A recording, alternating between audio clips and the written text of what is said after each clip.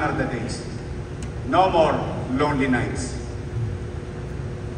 Wala na po sila. Salamat sa mga taga-lungsod ng Maynila.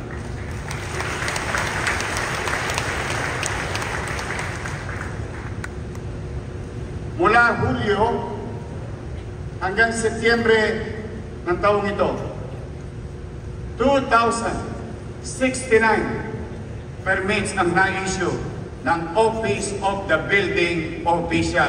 Patunay na bumalik na muli ang tiwala at sigla ng infrastruktura sa pribadong sektor sa lungsod ng Maynila. Ito po yung highlight serye natin sa ika-100 days ni Yorme dito sa Manila as mayor. So nabanggit niya dito yung zoning. Sa mga mag-a-apply pala dyan negosyo, mas mabilis na dahil binawasan na yung requirements.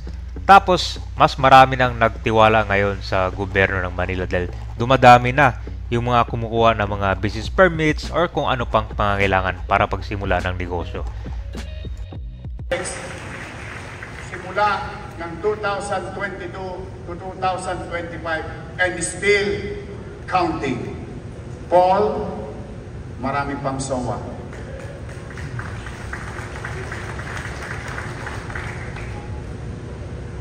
Umalsa rin ang ating general fund collection. Halos 2.2 billion pesos kasama na ang NTA or National Tax Allotment. Pinalitan natin ng red tape, ng red carpet. We slashed the numbers of documents required, sped up the process, shorten the timeline or timetable. Noon, umaabot sa isang hanggang 2 buwan bago maaprobahan, mind you, bago maaprobahan ang renovation or fit-out project. Just imagine,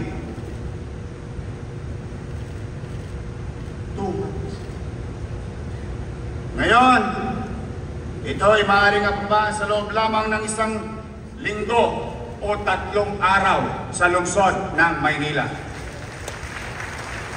Para sa mga construction project, residential, commercial, institutional, industrial, mula sa dating 2 hanggang 5 buwang proseso, ngayon ay 3 hanggang 5 araw na lamang ang kinakailangan nila. In fact, last night, before DCDC, I was informed,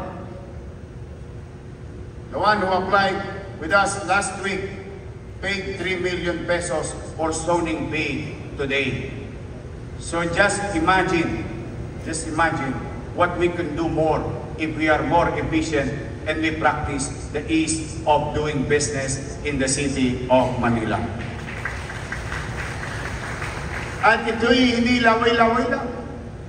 About 3 weeks ago, more or less a month ago, your MCBA in its board, chaired by yours truly,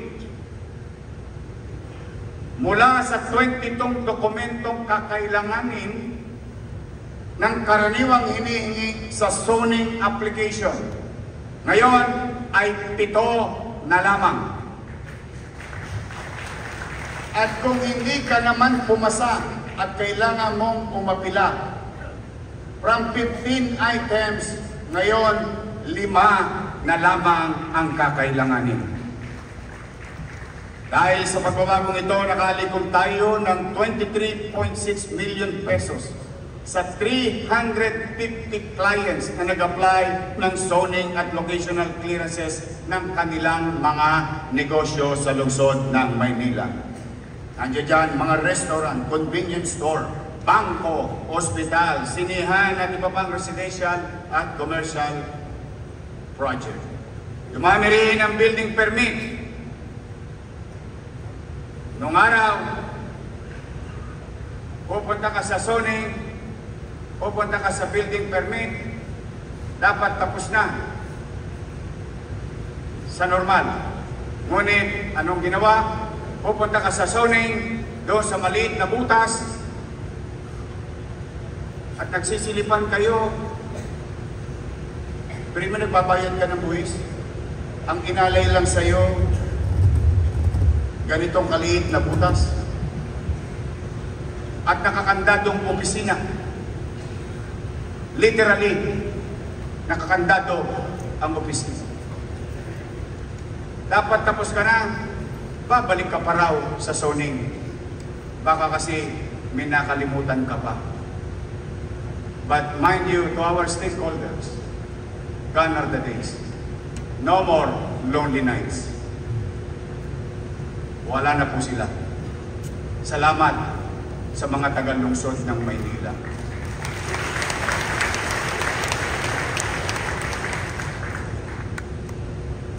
Mula Hulyo hanggang Setyembre ng taong ito, 2,069 permits ang na-issue ng Office of the Building Official. Patunay na bumalik na muli ang tiwala at sigla ng infrastruktura sa pribadong sektor sa lungsod ng Maynila. Umabot sa 702 million pesos ang halaga ng proyekto ng kabuuang lawak na 67,526 square meters na na-issuehan ng nasabing permit. Muling nag-invest, naniniwala sa ating lungsod ang ating mamamayan at negosyante. Kung may mga bagong bahay at gusali, may dagdag ding hanap buhay. Kung noong ay 18.9 million pesos lamang ang nalikom ng business permit mula July to September 2024. Ngayon, tumaas na mahigit kumulang 300% ang nalikom, amounting to 58.9 million pesos sa business tax. Parehong buwan, parehong dami ng buwan. Parehong opisina, ang pinagkaiba, taon at pamunuan. Thanks to our people in business permit.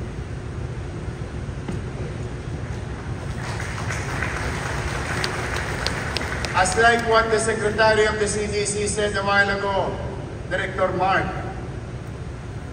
housing, education, healthcare.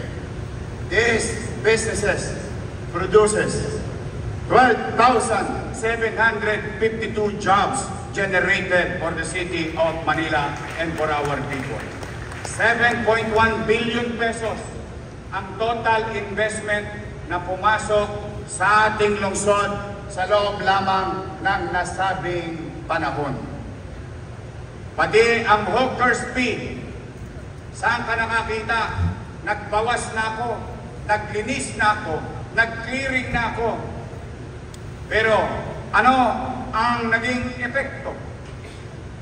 Mula sa 7 million and 9 pesos, 90,000 pesos, noong July 1 to September of 2024, umakyat sa 10 million pesos in the same period but different year and leadership.